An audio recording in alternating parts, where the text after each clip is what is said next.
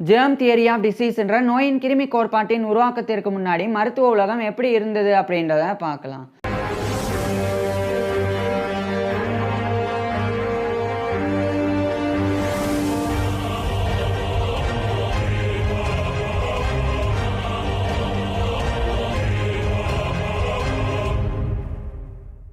நோய்கள் ஏற்படுறதுக்கு bacteria, viruses அல்லது ஃபங்கை மாதிரியான மைக்ரோ ஆர்கானிசம்ஸ் தான் காரணம் அப்படின்னு நிரூபிக்கப்பட்ட சயின்டிஃபிக் தியரி தான் ஜெர்ம் தியரி ஆஃப் டிசீஸ்.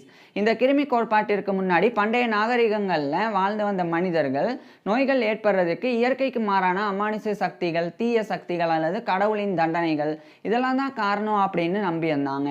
இதனாலேயே அந்த காலகட்டத்தில் வாழ்ந்து வந்த மனிதர்கள் நோய்கள் ஏற்படும் போது சடங்குகள் பண்ணுறது, பேய் ஓட்டுறது, பிரார்த்தனைகள் பண்ணுறது போன்ற செயல்களை செய்து வந்தாங்க. பின்னர் கிமு 460 டு கிமு 370 இந்த இடைப்பட்ட காலகட்டத்துக்குள்ள வாழ்ந்த மருத்துவத்தின் தந்தையான ஹிப்பாக்ரட்டிஸ் மனித உடலில் பாட்டிலி ஃப்ளூயிட்ஸினுடைய இம்பேலன்ஸ் ஏற்படும் போது தான் நோய்கள் ஏற்படுது அப்படின்றத ப்ரப்போஸ் பண்ணாங்க. அதாவது பிளட், அதுக்கப்புறமா நம்மளுடைய உடலில் இருக்கக்கூடிய ஃப்ளம், எல்லோ பைல், அதே மாதிரி பிளாக் பைல் இது போன்றவைகளினுடைய சமநிலை இழக்கும் போது நோய்கள் ஏற்படுது அப்படின்றத அவர் சொன்னாங்க. இதனாலேயே அந்த காலகட்டத்திலெல்லாம் நோய்கள் ஏற்படும் போது பிளட் லெட்டிங் பண்ணுவாங்க. அதாவது வேணும்னே உடல்ல இருந்து ரத்தத்தை வெளியேற்றுறதுக்காக உடல்ல ஏதோ ஒரு பகுதியில் கீரலை போட்டு அதுல இருந்து ரத்தத்தை அதிகப்படியாக வெளியேற்றினாங்க. அதே மாதிரி பர்ஜிங்கும் பண்ணாங்க. பர்ஜிங் அப்படின்னா வலுக்கட்டாயமாக வாந்தி எடுக்க வைக்கிறது, அதே மாதிரி வயிற்றுப்போக்கை ஏற்படுத்துறது, அது மட்டும் இல்லாமல் வியர்வையை அதிகமாக சுரக்க வைக்கிறது. இது மாதிரியான விஷயங்கள் பண்ணும்போது பாட்டிலி ஃப்ளூயிட்ஸினுடைய இம்பேலன்ஸ் பேலன்ஸ் ஆயிரும். அதன் மூலமாக நோய்கள் குணமாயிரும் அப்படின்னு நம்பப்பட்டது. இதுக்கப்புறமா மயாஸ்மா தியரி ஏற்றுக்கொள்ளப்பட்டது. அதாவது மயாஸ்மா தியரி அப்படின்றது பேர்ட் ஏர், மோசமான காற்றுகள் தான் நோய்களை ஏற்படுத்துது, மோசமான காற்று தான் நோய்களை ஏற்படுத்துது அப்படின்னு நம்பப்பட்ட ஒரு கோட்பாடு தான் மயாஸ்மா தியரி அப்படின்றது.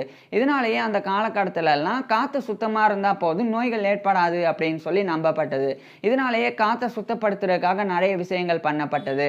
அசுத்தமான இடங்கள், துர்நாற்றம் மிக்க இடங்கள் எல்லாமே சானிடேஷன் பண்ணப்பட்டு ஹைஜீன் ஆக்கப்பட்டது.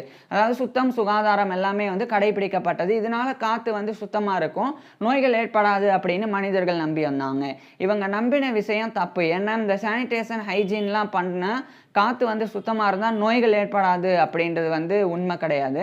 காற்று சுத்தமாக இருந்தாலும் மற்ற பொருட்களில் இப்போ உணவு, அதே மாதிரி நீர் இதெல்லாம் மாசடைந்து இருக்கும்போது நோய்கள் ஏற்படும் தான். இருந்தாலும் இந்த சுத்தம், சுகாதாரம் பின்பற்றப்படுறதன் மூலமாக ஓரளவுக்கு நோய்கள் பரவுறது கட்டுப்படுத்தப்படும். ஸோ மயாஸ்மா தியரி ஏற்றுக்கொள்ளப்பட்டதில் இருந்த ஒரே ஒரு நன்மை சுத்தம், சுகாதாரம் மனிதர்கள் பின்பற்றி காற்றை சுத்தமாக வச்சுக்கணும் அப்படின்னு நம்பினது.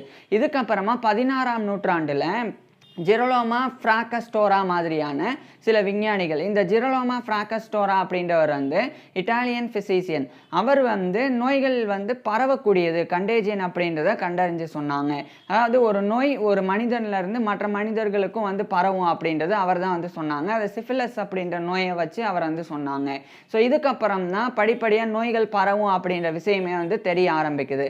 ஸோ அதுக்கு முன்னாடி வரைக்கும் ஒரு நபருக்கு நோய் ஏற்பட்டால் அந்த நபர் கூடவே மற்ற நபர்களும் சர்வசாதாரணமாக பழகுவாங்க. ஆனால் இந்த ஒரு விஷயத்துக்கு அப்புறமா இந்த நோய்கள் ஏற்பட்டாலே அவங்கள உடனடியாக தனிமைப்படுத்துறது, அவங்ககிட்ட இருந்து விலகிறது, இது மாதிரியான விஷயங்கள் இதுக்கப்புறம் பின்பற்றப்பட்டது. இதன் பிறகு 1859ஆம் ஆண்டு தான் லூயி பாஸ்டர் அப்படின்ற பிரான்ஸை சேர்ந்த தலை சிறந்த விஞ்ஞானி, அவர் தான் கண்ணுக்கு தெரியாத கிருமிகள் நீர், நிலம், காற்று போன்ற என்வாயர்மெண்டில் சூழல்களில் இருக்குது, அதுதான் நம்ம உண்ணக்கூடிய உணவுகளை புளிக்க வைக்கவும் கெட்டு போக வைக்கவும் செய்யுது.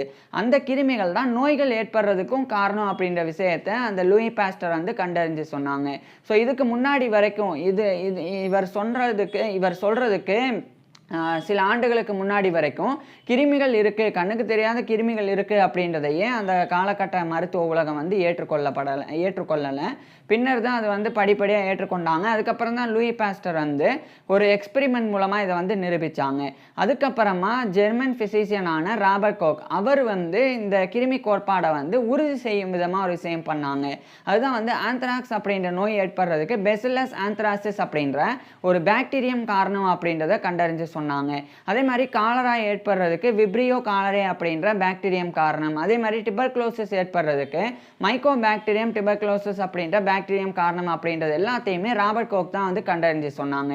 ஸோ இதுக்கு முன்னாடி வரைக்கும் மயாஸ்மா தியரி தான், அதாவது மோசமான காற்று நோய்களை ஏற்படுத்துது அப்படின்னு நம்பப்பட்டு வந்த நிலையில் லூயி பாஸ்டர் வந்து கண்ணுக்கு தெரியாத கிருமிகள் இருக்குது, அதுதான் நோய்களை ஏற்படுத்துது அப்படின்னு சொன்னதுக்கப்புறம் ராபர்ட் கோக் வந்து இதெல்லாம் நிரூபித்தாங்க. ஸோ ஒவ்வொரு நோய் ஏற்படுறதுக்கும் பாக்டீரியா, வைரஸஸ் அல்லது ஃபங்கை மாதிரியான மைக்ரோ ஆர்கானிசம்ஸ் காரணமாக இருக்குது அப்படின்றத படிப்படியாக அது மாதிரி வந்து கண்டறிஞ்சு சொன்னாங்க. அதுக்கப்புறம் ஜோசப் லிஸ்டர் அப்படின்ற பிரிட்டிஷ் சர்ஜன் அவருமே வந்து சில விஷயங்கள் பண்ணாங்க. குறிப்பாக அந்த காலகட்டத்தில் நோய்கள் ஏற்படும் போது, குறிப்பாக காயங்கள் ஏற்படும் போது காயத்தின் மீது பாக்டீரியா, வைரஸ் இதெல்லாம் வந்து பரவி அது வந்து மனிதர்களை அழிக்கக்கூடியதாக இருந்தது.